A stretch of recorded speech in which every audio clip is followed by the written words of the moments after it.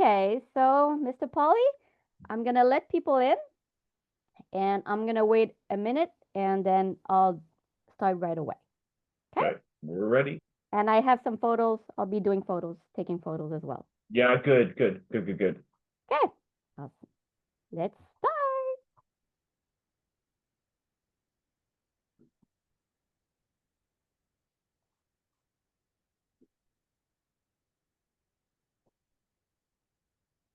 Hello, everyone. As I'm letting everyone hear. Great. Hi, team. Hey. Hello. Hello. Hello. Okay, well, hello, everyone. Good day, opinion. Good day, good morning, good afternoon, or good evening, opinion members, wherever you are. My name is Kim Tian Yun. I'm part of the marketing team at Opinion Wine Club, and I'll be your host for this virtual tasting with Cortese and Master of Wine, Michael Palij.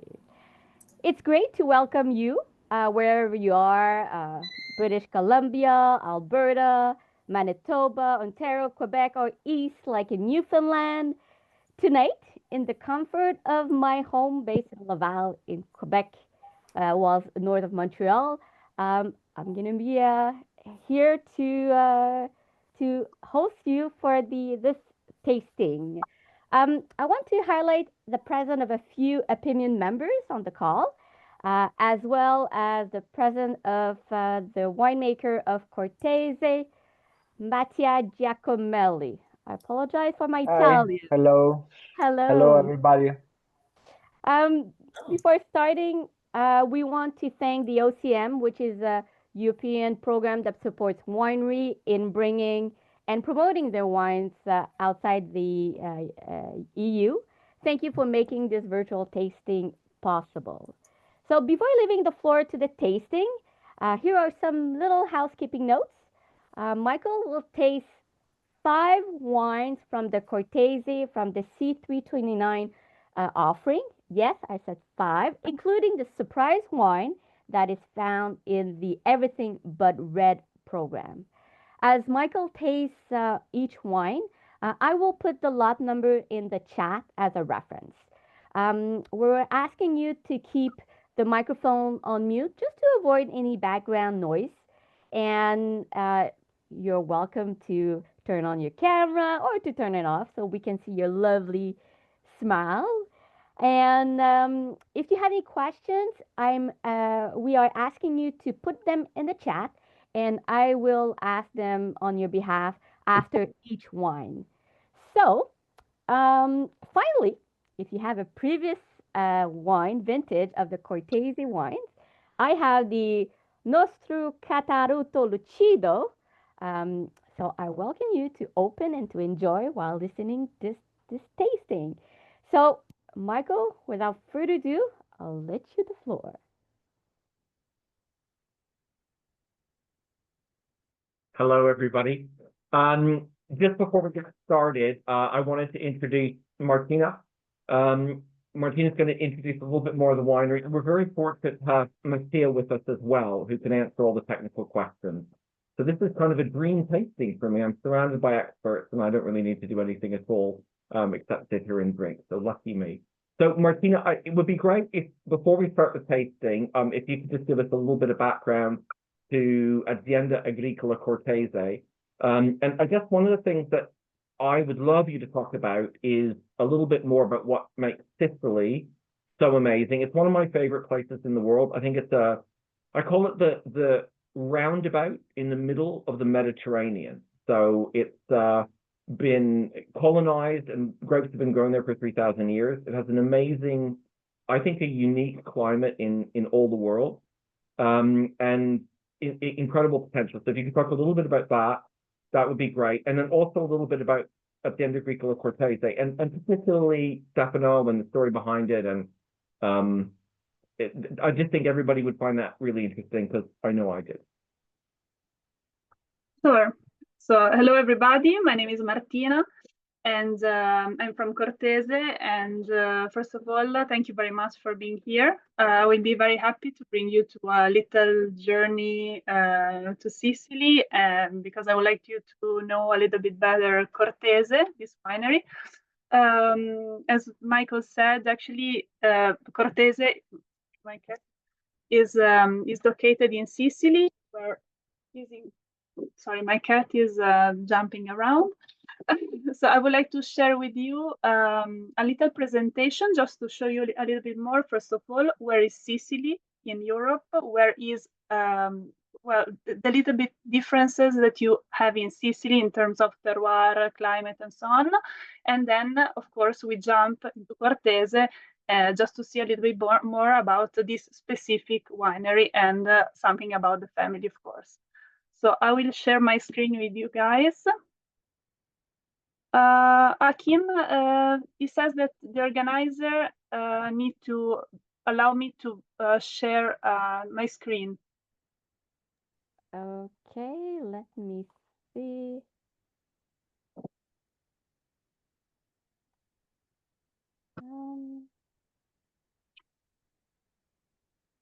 Well, I figured this out. I think it's participants and then make host. Oh, thank you.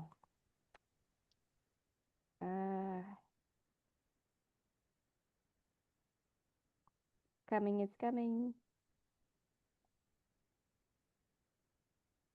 Here we go. Thank you. Okay, so here we go.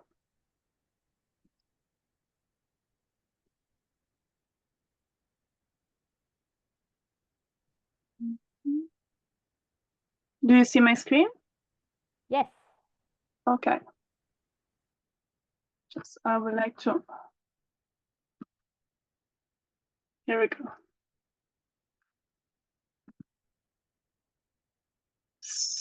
So here we are in Azienda Agricola Cortese. I don't know. Okay. Here. So this is Sicily, and a big island in the middle of the Mediterranean Sea. As Michael said, today many people actually consider this region as one of the most exciting wine regions in the world. But it's very important to say that Sicily has undergone an extraordinary transformation in the past, I would say, decades. Historically, the island was known mainly for high-yield bulk wine production, mainly used for 45 weaker wines from Italy or from other regions in the north of Europe. However, by the late 20th century, the demand of bulk wine goes down. So that pushes Sicilian winemakers to focus more on quality and authenticity of the wine. So basically, producers decided to produce their own bottles, focusing on the specificity, the uniqueness of their terroir, of the grape, and to produce high quality wines. So we can say that starting more or less from the 70s, Sicily has shifted from a region of the well known for the quantity in a region well known for the quality of its wines. I'm sure that many of you already knows Nero d'Avola, which is probably the most famous red grape from the island.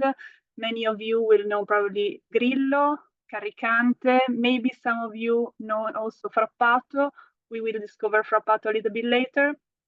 So what is very interesting to see, and you can see it also from the map, is that Sicily has an incredible variety, diversity of terroir, of climates. You can see a wide range of terroir coming from Etna DOC. You see on the right of the map where basically the volcanic soil slopes of Etna, where you can produce very unique wines from the regions.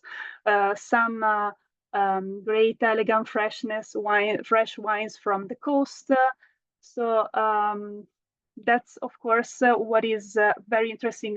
One of the main pillars of Sicily is the diversity.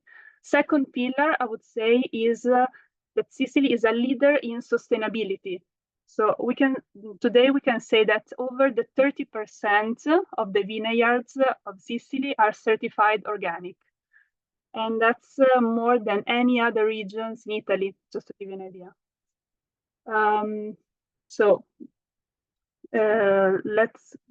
I just want to show you, Sicily is in the very south of Europe, and our winery is in the southern part of Sicily. We are in the very south of, almost in Africa, let's say. So I think it's also interesting to talk about a bit more about the two, let's say, visionaries behind Cortese, these two guys, Marina and Stefano Girelli. They are two siblings, born and raised in Trentino. Trento and Trentino is up to the northeast of Italy, so very far away from Sicily. Stefano and Marina, they come from a long line of winemakers. They are the third generation of winemakers, and in 2001 they just fell in love with this beautiful region with Sicily. Especially Stefano recognized in Sicily the incredible potential for the production of, first of all, high quality wines, and secondly, high quality organic wines.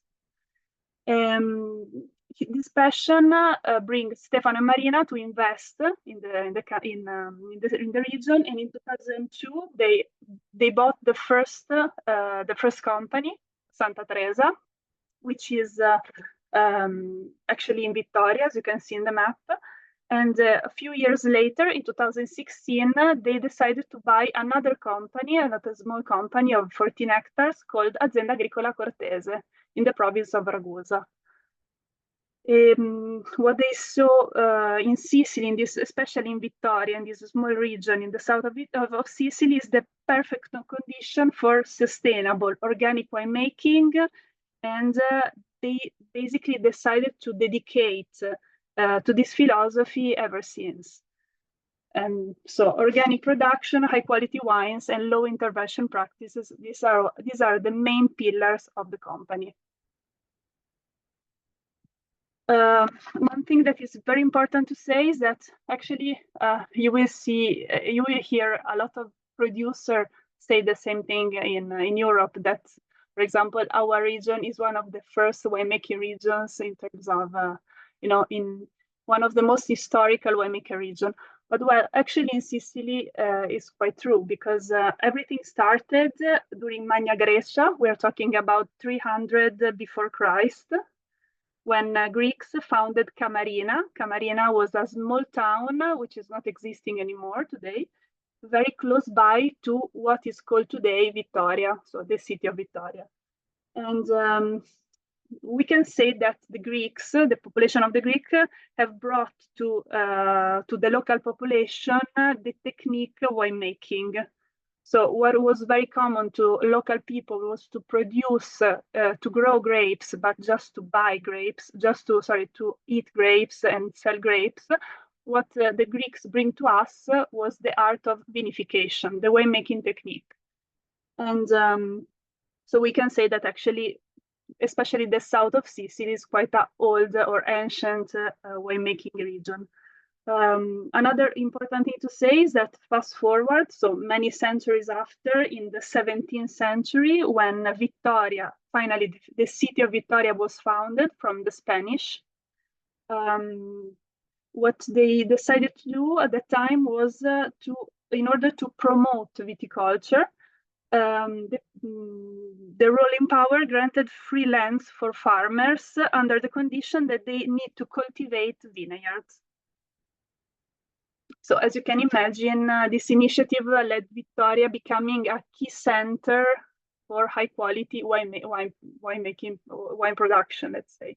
What was interesting is that the population decided to blend indigenous grape varieties like Nero d'Avola and Frappato, for instance, with the influences from other culture like the Greeks. And that's another key part that you need to remember when Mattia, my colleague Mattia, the winemaker, will talk a bit more into details about the technique of vinification. So let's summing up our values in terms of company.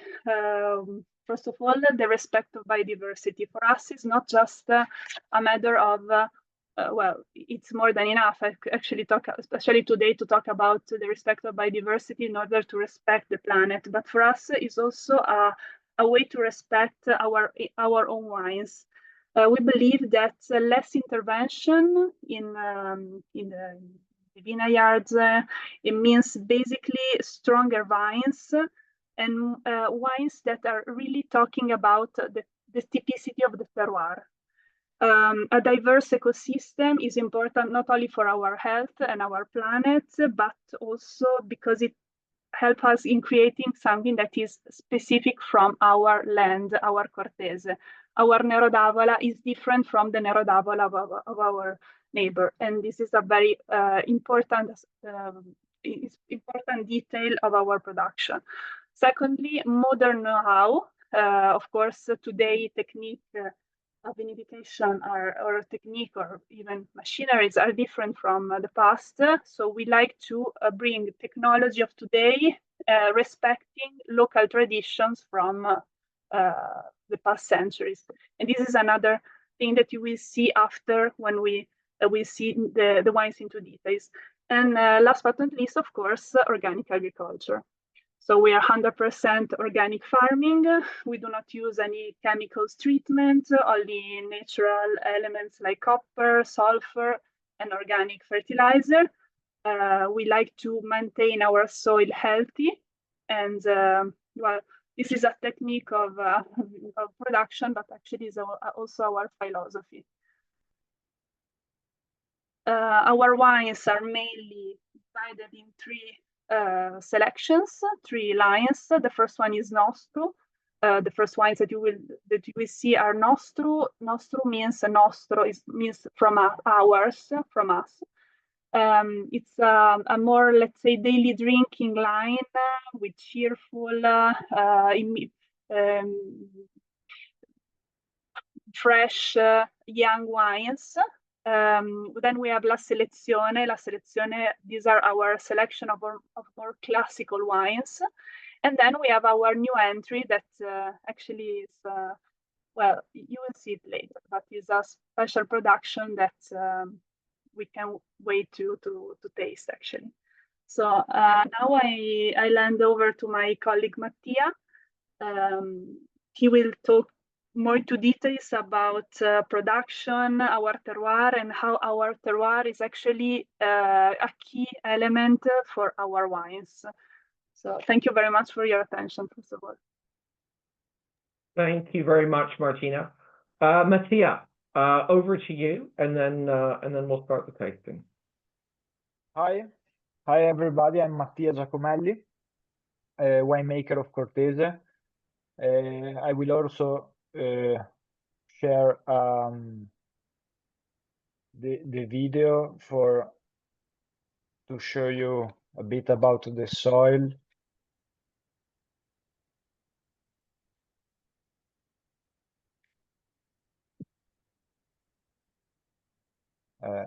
Just 1 second.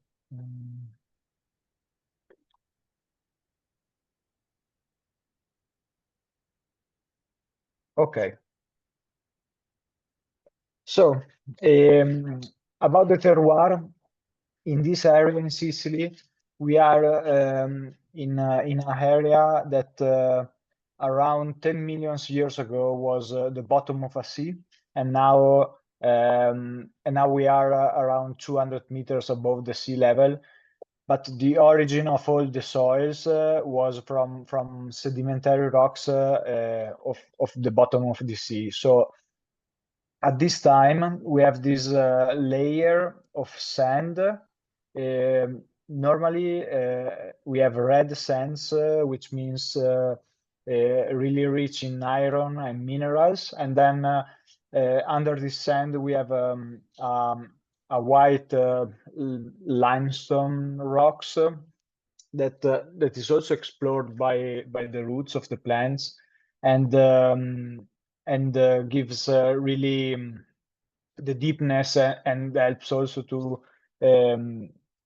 maintain and retain nice acidity in the wines.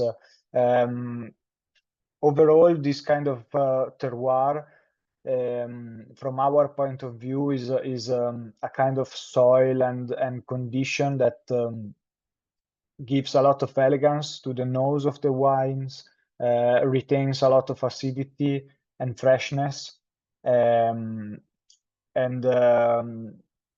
without producing too heavy wines, but really emphasizing the elegance of the wines. So first wine will be Catarratto Lucido. Catarratto is a variety originally from Sicily. There are actually 3 different varieties called Catarratto. There is Catarratto Comune, so common one Catarratto, Catarratto Lucido, and Extra Lucido. In this case, Catarratto Lucido is called Lucido, which means shining in English, because of his skin. Because the skin of Catarratto Lucido has less bloom on the skin, and then the berries are really shining compared to other white varieties. Is not so productive as variety. And going into the vinification, we perform a vinification 100% in stainless steel tanks. In this case, our aim is to keep and bring as much as possible the characteristic of the variety into the glass at the end. Normally harvest is around middle September. After harvest, we used to store all the grapes overnight in a refrigerated truck to decrease the temperature. And then grapes are destamped, pressed.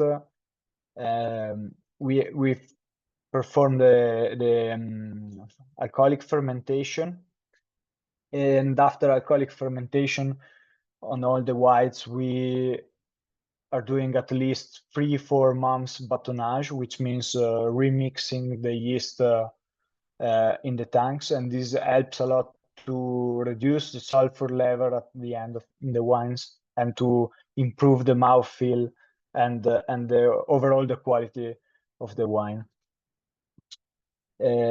Second wine is then Carricante. Sorry, Mattia, can we should we just taste the wine? Let's sure. take that wine now, and then we'll move back to go on to the next wine.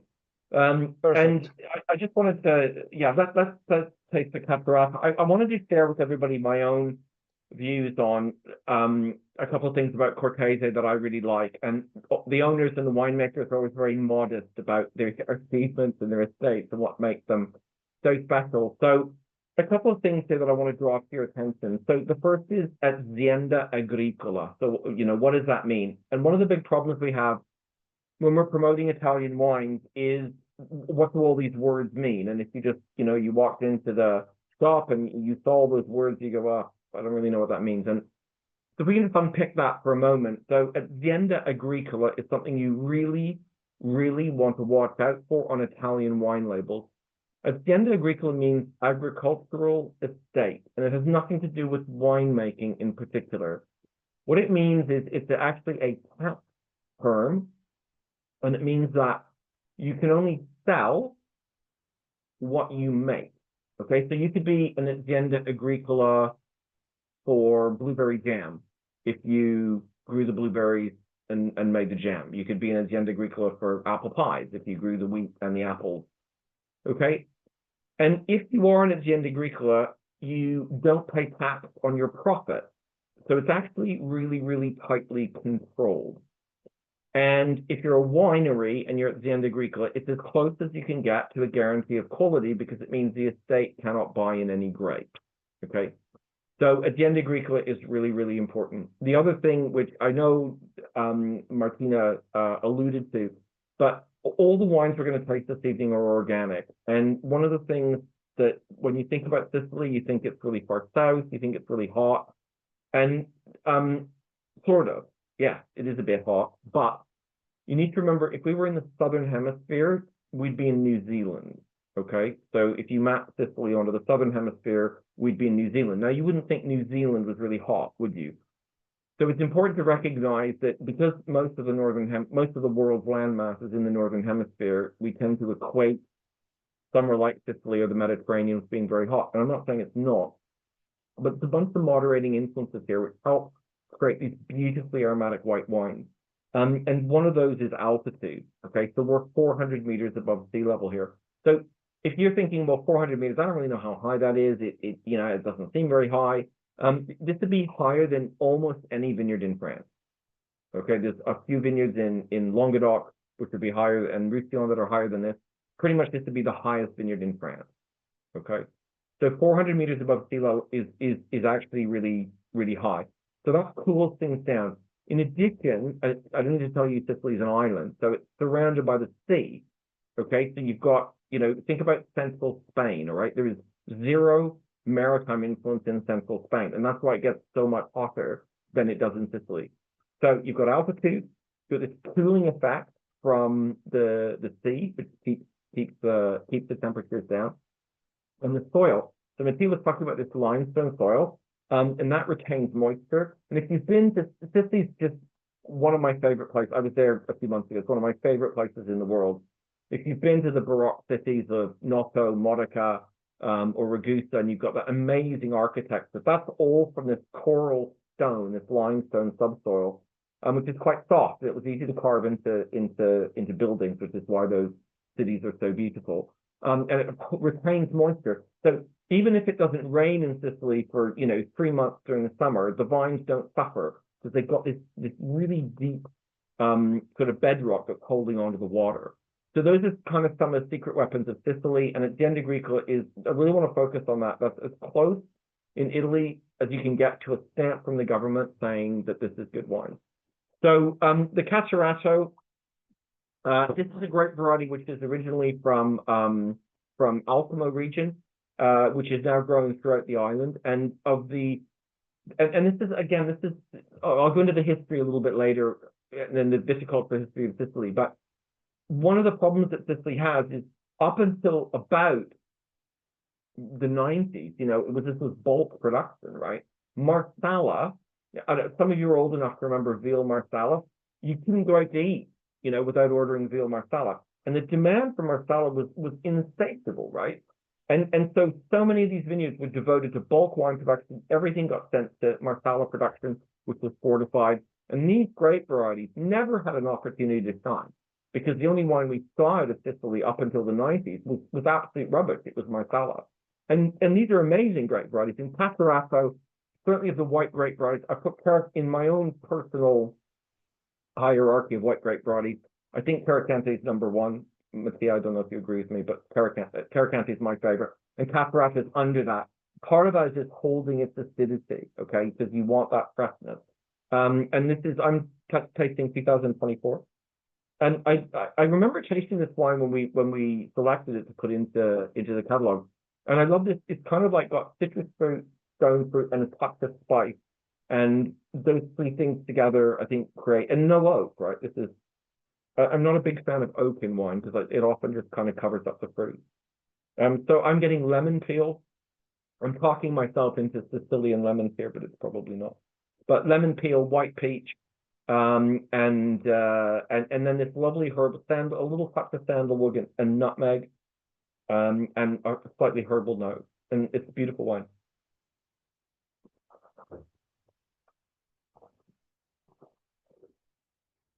As Kim said, this is in C329. These are really, really reasonably priced white, and I think they deserve a place in everybody's cellar.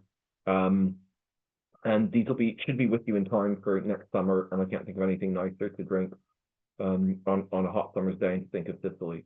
I think it's a beautiful wine. So, Mattia, complimenti, è veramente buono. Okay. Thank you. Let's talk a little bit about the Carricante, and then we'll take that because that is my favorite white grape variety. I'm sorry if Catarratto is your favorite white grape variety, but Carricante is mine.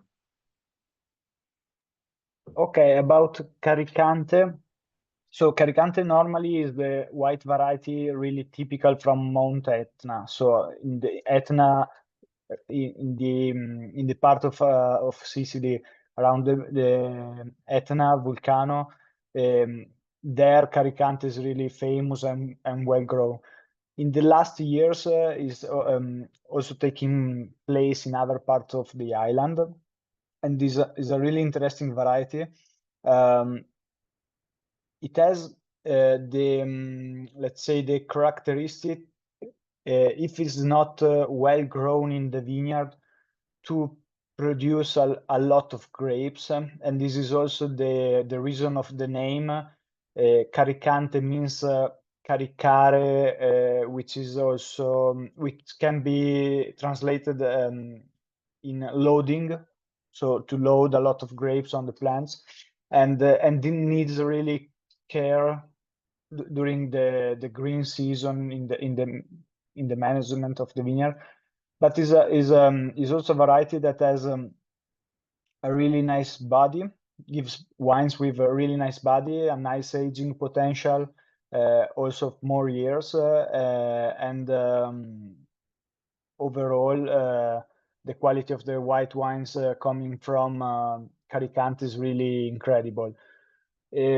If from certain point of view, Catarratto remains in a more crispy, fresh style, Carricante makes wines that are more serious, more enjoyable, with also a couple of years of aging, and this is more or less my what I think about Carricante. Also here for Carricante, the winemaking is pretty easy. For us, the really important thing is to produce high quality grapes, and then the winemaking needs to be easy and to keep and let's say maintain the quality of the grapes and let the grapes express in the better way possible, but without any strange practices. It's just stainless steel tanks, like Catarratto Lucido. We have also for Carricante 3 to 4 months of batonnage aging, so fine lees aging after the fermentation, and then bottling in the spring after the harvest. Great, thank you. And so the wine we just tasted, just so you recognize what that looks like. This is the Catarratto Lucido. And as I said, I'm tasting 2024. And this is the Carricante.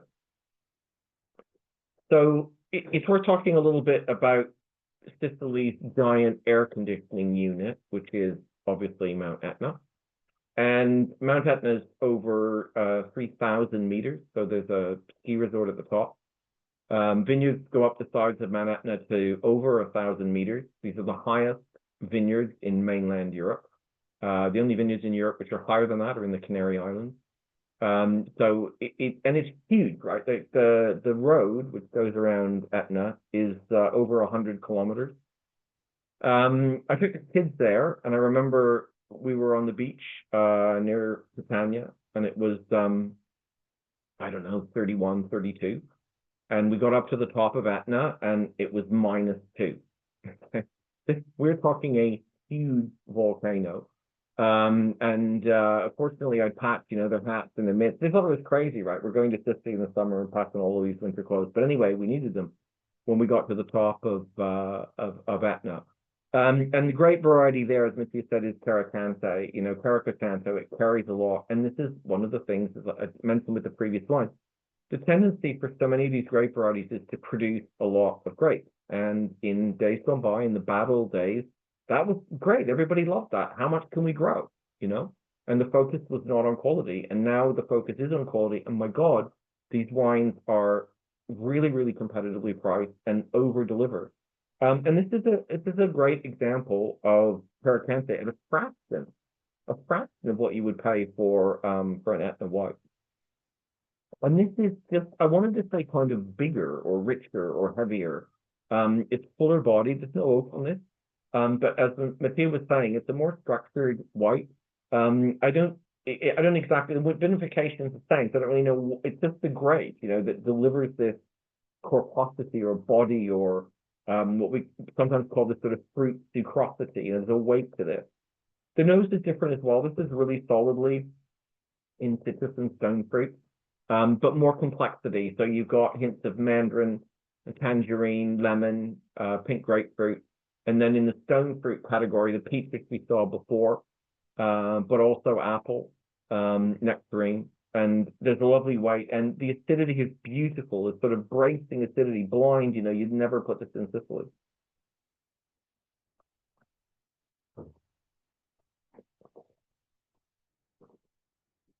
And in terms of the food matches, if I could say really simply without, you know, going into this sort of long lecture about food matches, the first wine as a sort of, in terms of weight, not in terms of flavor profile, but in terms of weight, sort of Sauvignon Blanc. So it'd be really good with seafood.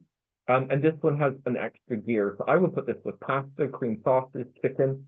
Martina, I don't know what you're recommending for this wine, but I think this has got beautiful weight and body, and certainly sufficient to go with kind of a main course. I think the Catarratto I'd probably keep to starters. And but I mean, Mattia and Martina, feel free to chime in with your perfect food recommendation.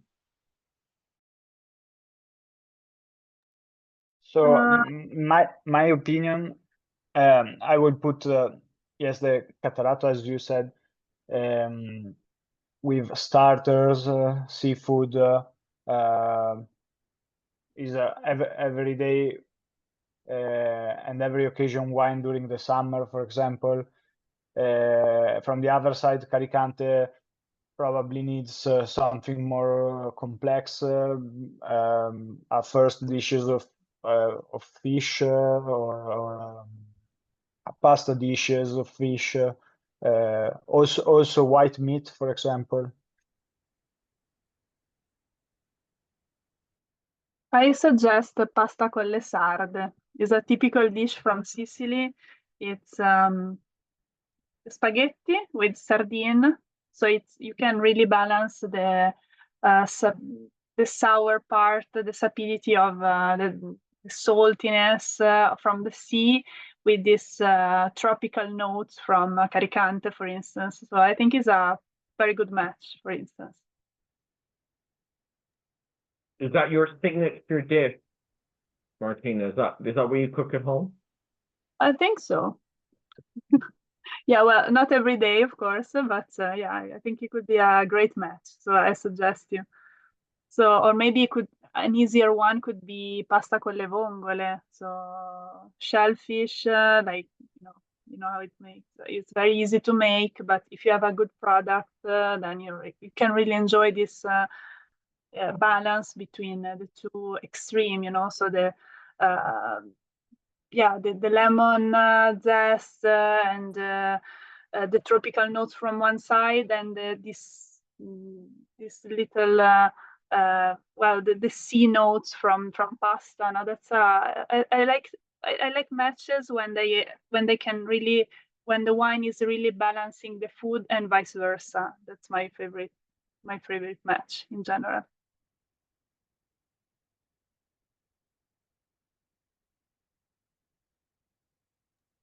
Right, Mattia, where are we going next? What's the next wine that you recommend we taste?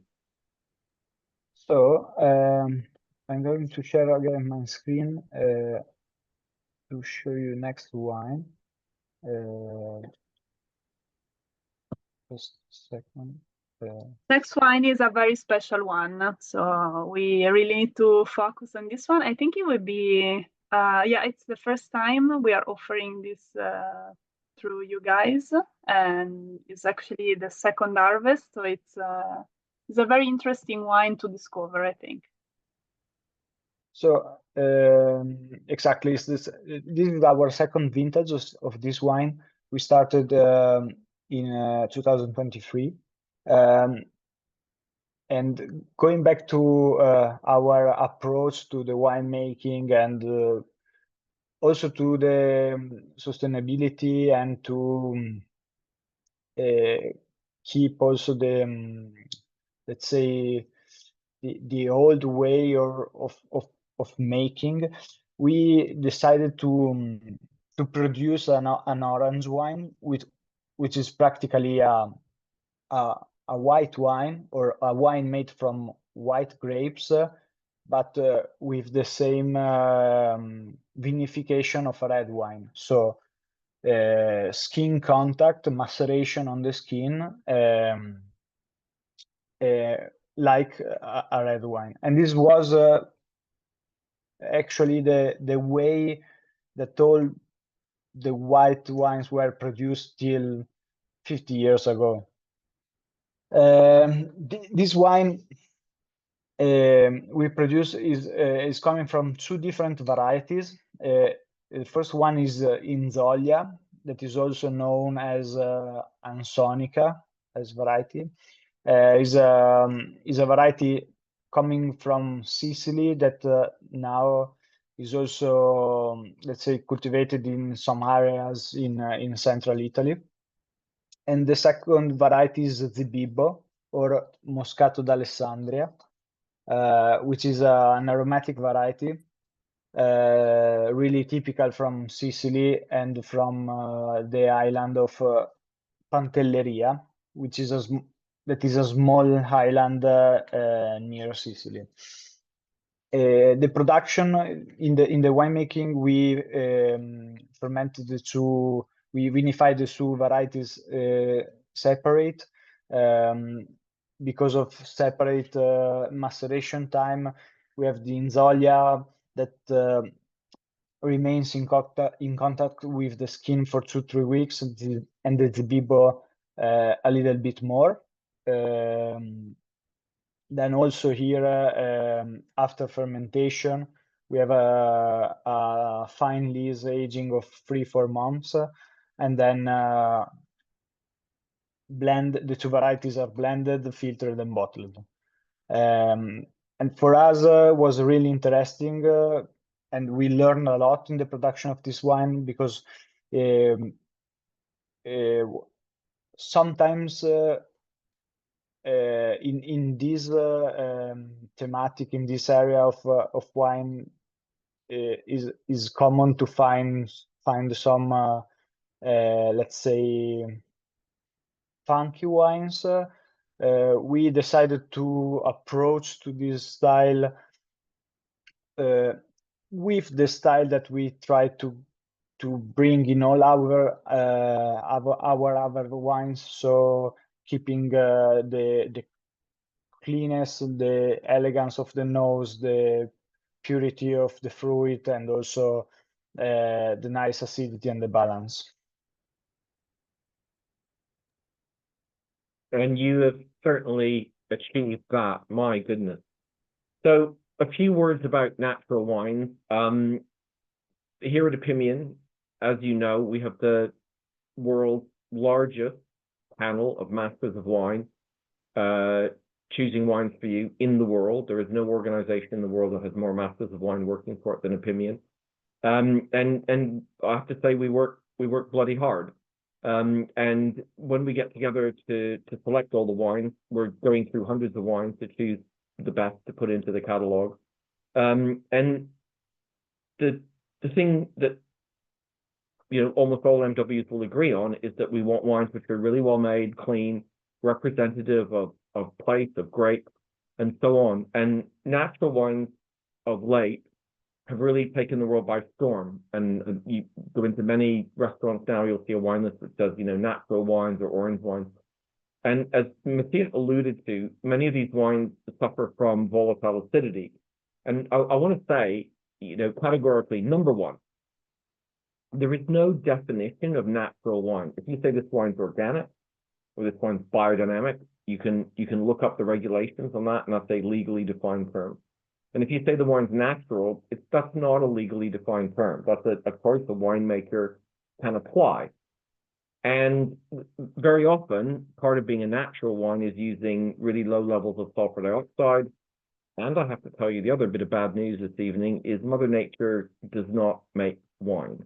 Mother Nature makes vinegar. So the natural endpoint of alcoholic fermentation is acetic acid. It is not ethanol. So if you want to stop it at this nice phase we call wine and stop it from turning into vinegar, you need to exclude oxygen. And that's just a fact. That's not me being the bearer of bad news. That's just the chemistry and how it works. So many natural wines would say, well, we don't want to use any sulfur. We don't want to add sulfur and so on. And that's great, but you are going to make vinegar. You're not going to make wine.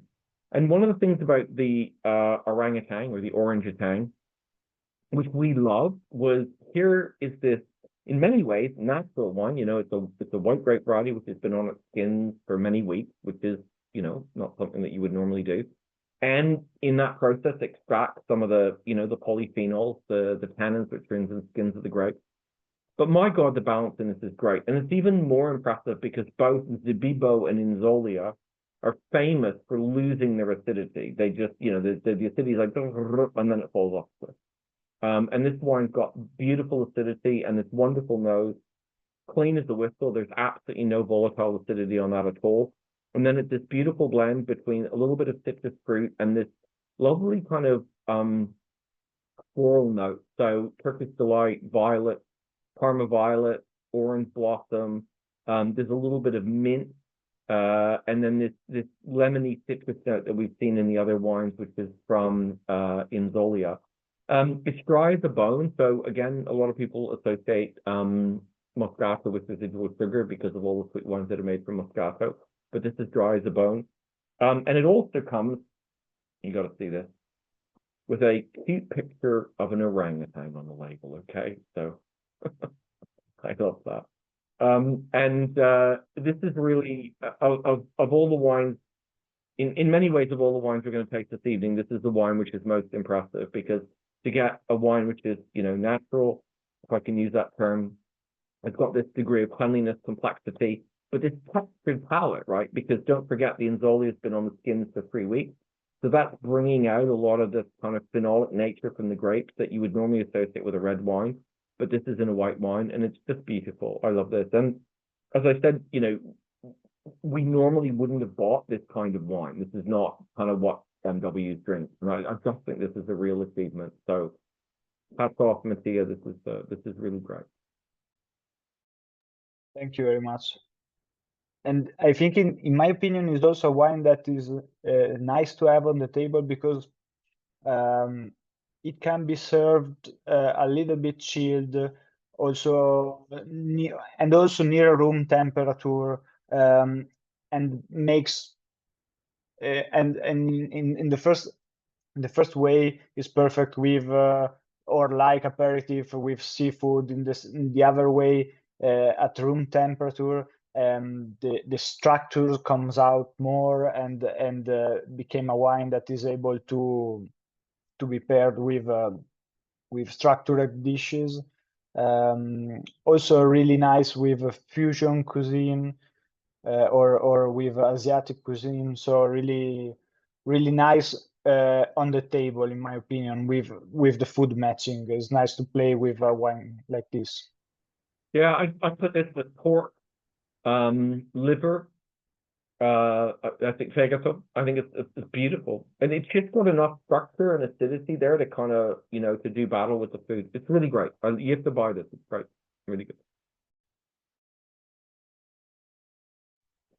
So thank you. Those are 3 lovely wines. Ken, were there any questions so far? We haven't really taken any questions, so I didn't know if anybody had put anything in the chat. No, people were just wondering if which wine was in the Everything But Red program, and we just mentioned it. And I have to say, I'm one of those members who are enrolled on the program, and I'm really looking forward to tasting it in person.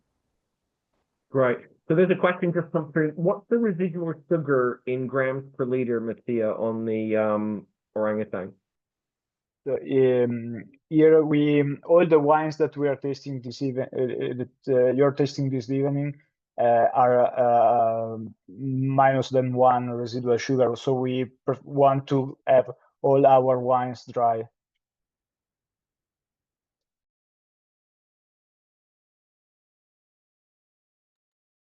Great. Are there any other questions? I haven't actually checked the chat. Ken, No, are you there's keeping us on the yeah, straight and narrow? I'm keeping you on the track, and there was no other questions. Just and the first two were wondering if the first two wines that you taste, if they were on in the magazine, and they are in on page 13. So yeah, we can move to the next wine.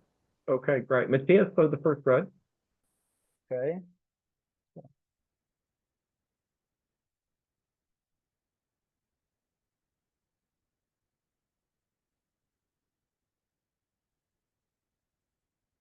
Okay, next wine is the Frappato. Frappato is a red variety, and is the variety in our area, the area of Ragusa and Vittoria. It's probably the variety that is the more connected and related to the territory, because it's the only part of Sicily where Frappato is grown. Is from certain point of view a strange variety, because it has a really long green season. It's the first variety that has the bud break in spring, and the last one that we harvest. So normally harvest of Frappato happens between the end of September and the beginning of October. For example, this year we are starting to harvest Frappato tomorrow, so is about this period, and is a variety that naturally has is not so rich in color, so it has a light, bright red violet color. The other interesting thing from of this variety is the aromatic, because it has a really an aromatic that brings to small red berries fruit, small wild strawberries, and normally in Sicily is the red wine that is paired with fish. Is a red wine that can be drink chilled without any problems. So also at the same temperature of a white wine, and really normally paired with fish, with tuna, and so on. So a really interesting variety here in the winemaking. Also here the winemaking is pretty simple. Is 100% stainless steel tanks. Normally we do cold maceration on a part of the blend before starting the fermentation, and this is done on about 20-25% of the total blend. And then another small things that we do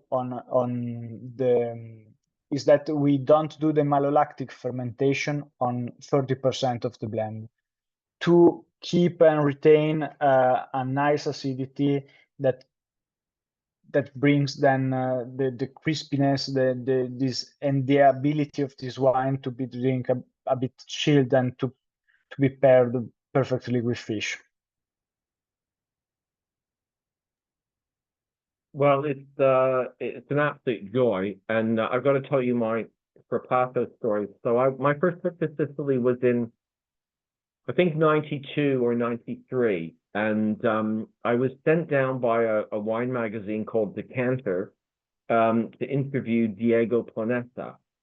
And so off I went, and there was no flights to Sicily. I think you had to fly to Rome or Naples, I can't remember, and then it was like a 7-hour drive. And I remember getting the ferry across from Reggio Calabria to Messina, and everybody was in these neat little rows, and then they opened the gate to the ferry, and 10,000 cars went in like this, and with fridges on the top and washing machines. I mean, it was just chaos. So I got across to Sicily and then drove down to interview Diego Planeta. And the reason why we had to interview him was because he'd launched a Chardonnay and a Cabernet Sauvignon.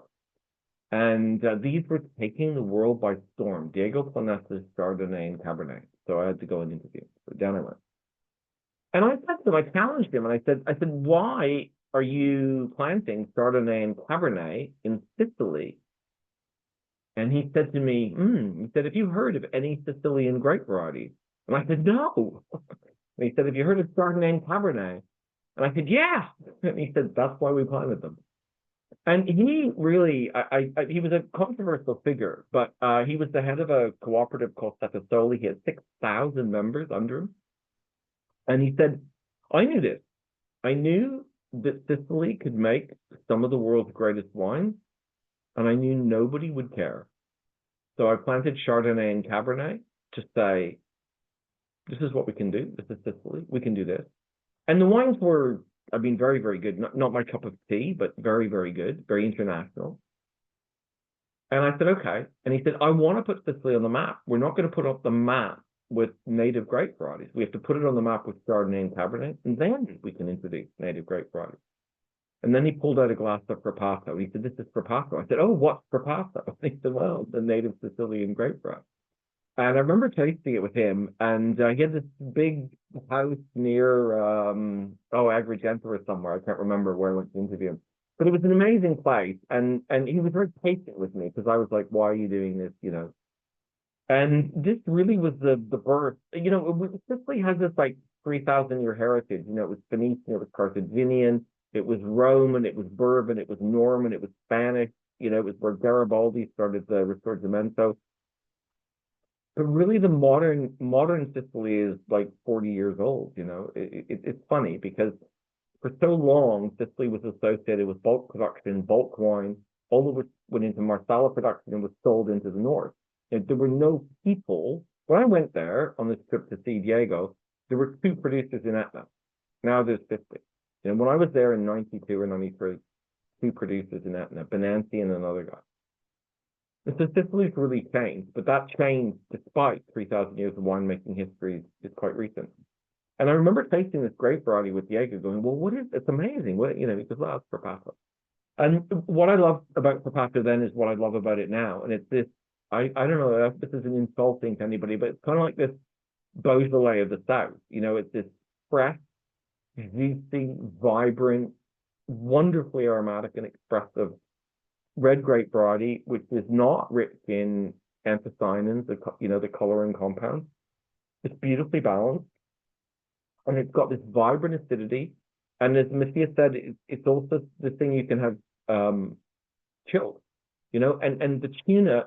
So I don't know if any of you have been to Japan, and you can go to the fish market, and 2 in the morning there's tuna auction, and they auction off these frozen tuna for tens of thousands of pounds per tuna for sashimi. All of that tuna comes from Sicily and Sardinia. That's where that tuna comes from, that they freeze and take to Japan. If you don't have to go to Japan for it, you can go to Cortese, you can go catch some tuna, and you can have it with some Frappato, and it's much cheaper than going to Japan. And they still have around the Aegean Islands this traditional method of killing tuna, where they herd the tuna into, the women herd the tuna into the bay, and the men go in and butcher them by hand. And the tuna is, if you get the chance to eat tuna, that the whole west of Sicily is just like the best tuna on planet Earth. It's amazing. And this is the best wine to have with it. And it's really, I don't know if you can see it. I'm going to try and get this. You see how pale that is, right? But the nose is amazing. It's got a kind of like crushed blueberries and then a little strawberry raspberry compote. And there's a little spicy note to it as well. So there's some cinnamon in that. And it's got complexity, freshness, this beautiful finish. It's like it's taken a long time to craft, and everything's there. It's just not really opulent. But it's very beautifully crafted, chiseled, refined, elegant. It's a wonderful grape bread. And never forget tasting that. I don't know, like 30, however many years ago, that's 35 years ago now. And being blown away how Sicily could produce such a beautifully aromatic and fresh red, but it does. So if you want something which is, I'm only saying Beaujolais, it isn't Beaujolais, but I'm just trying to get you to think about, well, what's it like? I know you don't have the bottle in front of you. If I could describe it as anything, it's that kind of style. Beautifully aromatic, not too tannic, serve it chilled. Wonderful, wonderful red. It's a real achievement. Michael, can you show us the bottle, what it looks like?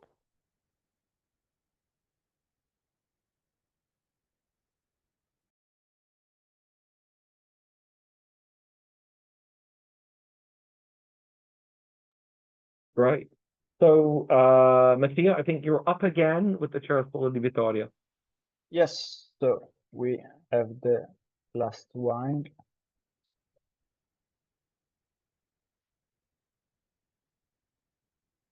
So the last wine today is Ceresole di Vittoria. Actually, Ceresole di Vittoria is the only DOCG that we have in Sicily at this time, which is the, let's say, the higher level of the quality related to the territory that we have in Italy, the DOCG. So Ceresole di Vittoria is practically a blend of Frappato and Nero d'Avola, and is allowed to be produced around the city of Vittoria. In our case, we vinify Nero d'Avola and Frappato separate. I'm showing you these two pictures because for the Nero d'Avola, we use this technique of the open top barrique. So we are using all the barriques, we open them, and then the barriques are used for the fermentation as small, let's say, tanks.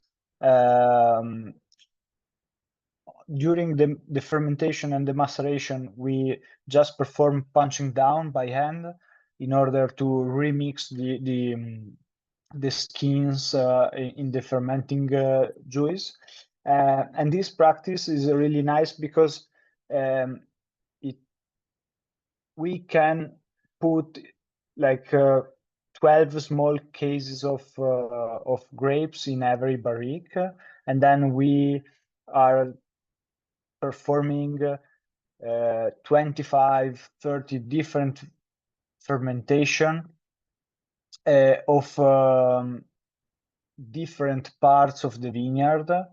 And then when we will put all the different barrels together at the end, every barrel will bring something different and will bring complexity to the final blend.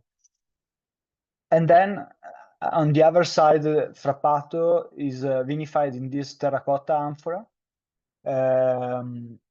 where we stay on the skin for almost 1 year. So terracotta is a material that has a natural porosity, like wood, for example, and it helps a lot in the aging. And through this porosity, through the natural amount of oxygen that goes through this material, we are able to perform extra long maceration of 1 year on the skin. In our case, then the final blend is 60% Nero d'Avola and 40% Frappato.